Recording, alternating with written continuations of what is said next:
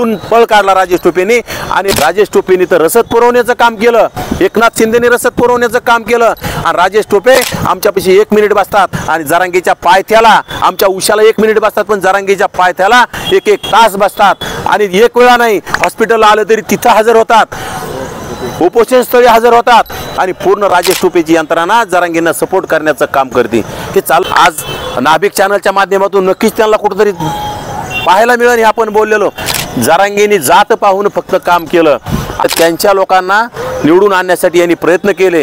तुम्ही तिथं सुद्धा बाळासाहेबांना हे मराठ्यांनी मतदान केलं नाही, यांच्यामुळे भाजप पडलेलं नाही। एखादा बैलगाडी खालून कुत्र चालतं, गाडी बैल ओढतात, पण कुत्र्याला वाटतं बैलगाडी मीच ओढतो आणि ते स्वतःच आपली बहादुरकी सांगतं। अशी परिस्थिती ह्या जरांगेची झाली।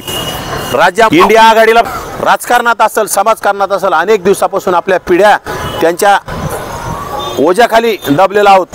ते सांगते ते आपण ऐकत आहोत, तरी पण त्यांचा इतका आपल्याविषयी द्वेष का? आज आमदार त्यांचे जास्त आहेत, 150 पेक्षा राज्यामध्ये आमदार त्यांचे जास्त आहेत। 48 पैकी 32 खासदार आज निवडून त्यांचे आलेत आणि आलेले खासदार असतील, आमदार असतील, धडाधड त्यांच्या मागण्याला मागणी पूर्ण व्हावी आणि ओबीसीतूनच आरक्षण द्यावं असे त्यांचे शिफारसपत्र, असे त्याचे पाठिंब्याचे पत्र देण्याचं काम हे राज्यकर्ते करत आहेत। ते काय एका समाजाच्या मतावर निवडून आलेत का? त्याला येणाऱ्या काळात ओबीसीचं मतदान नकोय का?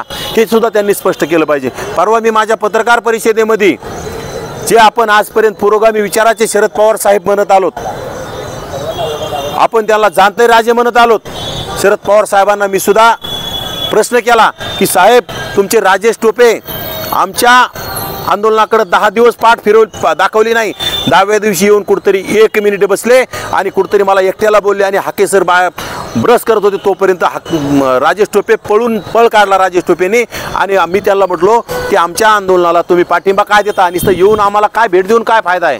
तुम्ही जसं पत्र तिकडे दिलंय, कुणबी प्रमाणपत्र द्या, ओबीसींना ओबीसी मधूनच मराठ्यांना आरक्षण द्या असं तुम्ही पत्र दिलंय, हे तुम्ही मागं घ्या आणि आमच्या ओबीसीच्या आरक्षणाला धक्का न लागता जसं पवार साहेब म्हणतात, जयंत पाटील म्हणतात, जसे राष्ट्रवादीचे अनेक मंत्री म्हणतात, जसे काँग्रेसचे अनेक मंत्री म्हणतात, शिवसेनेचे प्रतिनिधी म्हणतात, हे जसं म्हणतात किंवा ओबीसीच्या आरक्षणाला धक्का न लागता मराठ्यांना आरक्षण दिलं पाहिजे, हे फक्त काय म्हणण्यापुरतंच आहे का? हे आम्हाला सांगा आणि तुमचे जबाबदार माणसं तिथं पाठिंबा देण्याचं काम करतात।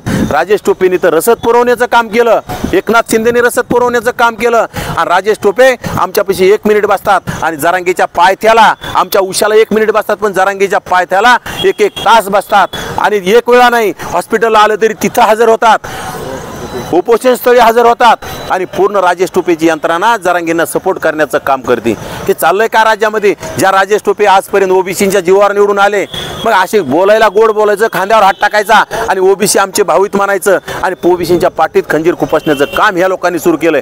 त्यामुळं आपल्या सर्वांना माझी कळकळीची विनंती, आपले कोण परके कोण आपण येणाऱ्या काळात ओळखलं पाहिजे। आपल्याला जे लोक आपल्या विरोधात काम करतील यांना आपण पाडल्याशिवाय थांबायचं नाही, त्याशिवाय आपल्याला ह्या लढाईला यश येणार नाही। ते कुठल्याही पक्षाचे असो, कुठल्याही समाजाचे असो, येणाऱ्या काळात ह्या लढ्यामध्ये आपल्याला सहभागी व्हावं लागणार आहे। मी एखादा माझ्या पक्षाचा माणूस आहे आणि तो जातीवाद करतोय आणि मी म्हणायचं नाही तिथे की माझ्या पक्षाचा आहे, मी सुद्धा राष्ट्रवादी काँग्रेसचा पदाधिकारी आहे, शरद पवारांच्या पक्षाचा पदाधिकारी आहे, तरी सुद्धा मी पवार साहेबांना प्रश्न विचारला आहे। ज्या पवार साहेबांनी मुख्यमंत्री असताना भुजबळ साहेबांनी मंडल आयोगासाठी शिवसेना सोडली आणि पवार साहेबांचा हात धरून पवार साहेबांची साथ देण्याचं काम केलं आणि पवार साहेब मुख्यमंत्री असताना मंडल आयोग लागू केला, पण त्यावेळेचे पवार आणि आजचे पवार ही भूमिका त्यांनी स्पष्ट केली पाहिजे। हे समाजाला कळलं पाहिजे, ओबीसी समाजाला कळलं पाहिजे। हे मी काल परवाच्या पत्रकार परिषदेमध्ये पवार साहेबांना आवाहन केलंय, अद्याप कुणाचं त्याच्यावर उत्तर नाही, याचं उत्तर मिळालं सुद्धा पाहिजे। आज नाभिक चॅनलच्या माध्यमातून नक्कीच त्यांना कुठेतरी पाहायला मिळेल, हे आपण बोललेलो, नक्की त्यांनी येणाऱ्या काळात याचं उत्तर दिलं पाहिजे की राजेश टोपेंची वैयक्तिक भूमिका आहे, काही पक्षाची भूमिका आहे, म्हणजे पक्षाच्या बैठकामध्ये सांगायचं ओबीसीच्या आरक्षणाला धक्का लागला नाही पाहिजे आणि मराठ्याला वेगळं मिळालं पाहिजे। आणि त्यांचे प्रतिनिधी निलेश लंके असेल, राजेश टोपे असतील, इकडे बजरंग सोनवणे असतील, काँग्रेसचा आमचा कल्याण काळे असेल, हे तिथं जाऊन पत्र देतात। कल्याण काळे सुद्धा आमच्या आंदोलनात आले, भेट दिली, बोलो साहेब तुम्ही तिकडे पत्र दिलं तसं आमच्या याला बी पत्र द्या। ते म्हणले नाही आबा म्हणे ते माझ्या मुलांनी माझ्या पाठीमागे ते पत्र टाईप केलं, मी बघितलं नव्हतं। ठीक आहे मुलं, तसंच मुलाला टाईप करायचं सांगा आणि माहीत नाही असेल ओबीसी मधून मराठ्यांना आरक्षण देऊ नका, आम्हाला बी पत्र देऊन टाका।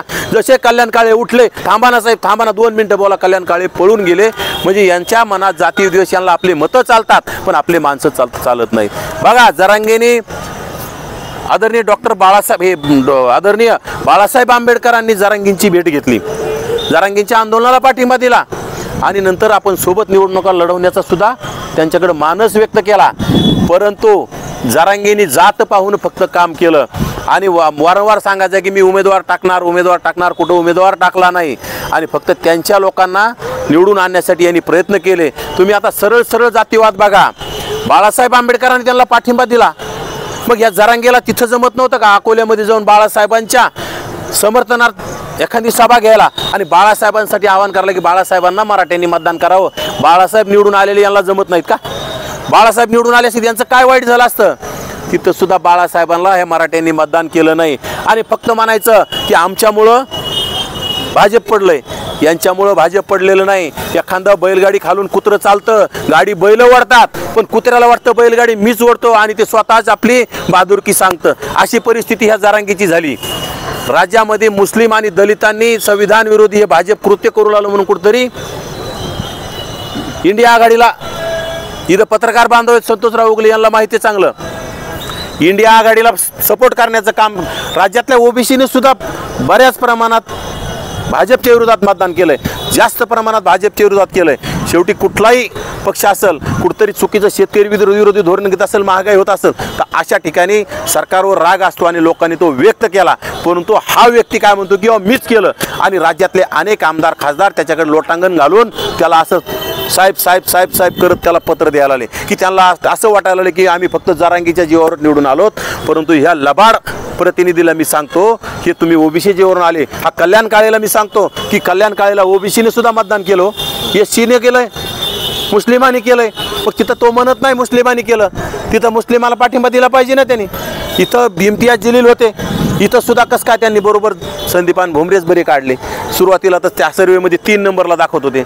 म्हणजे कुठंतरी तुम्ही तुमचे ठरवून माणसं निवडून आणायचे आणि ओबीसी असेल, एससी असेल, एसटी असेल हे पाडण्याचं काम केलं. आणि येणाऱ्या काळात आपल्या ओबीसी बांधवांनी ज्या प्रमुख महत्त्वाच्या जातीत यांनी छोट्या छोट्या जातीला संरक्षण दिलं पाहिजे. आपण त्यांना सुद्धा सांगितलं पाहिजे आम्ही तुमच्या सोबत येत.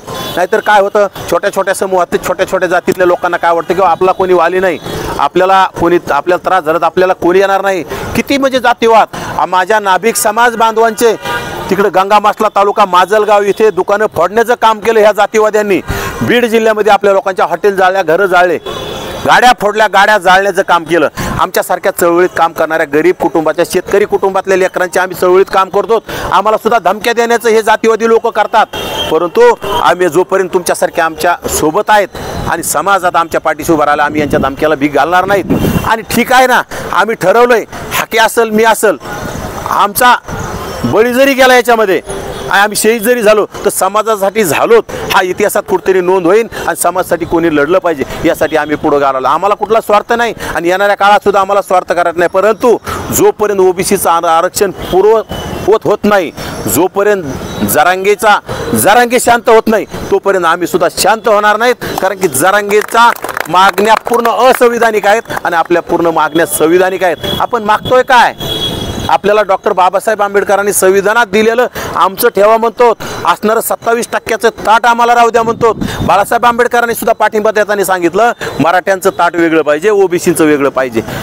अनेक नेते ते बोलतात, परंतु हा 5 माणूस हा मागतोयच काय? फक्त मला ओबीसीतूनच पाहिजे. अरे बाबा आधी अभ्यास कर. काही दिवस मग तुम्ही मंडल आयोगाला चॅलेंज करीन, याची कुवत आहे का मंडल आयोगाला चॅलेंज करण्याची? मंडल आयोग चॅलेंज करायला हा देशातला मंडल आयोग आहे. मराठा समाज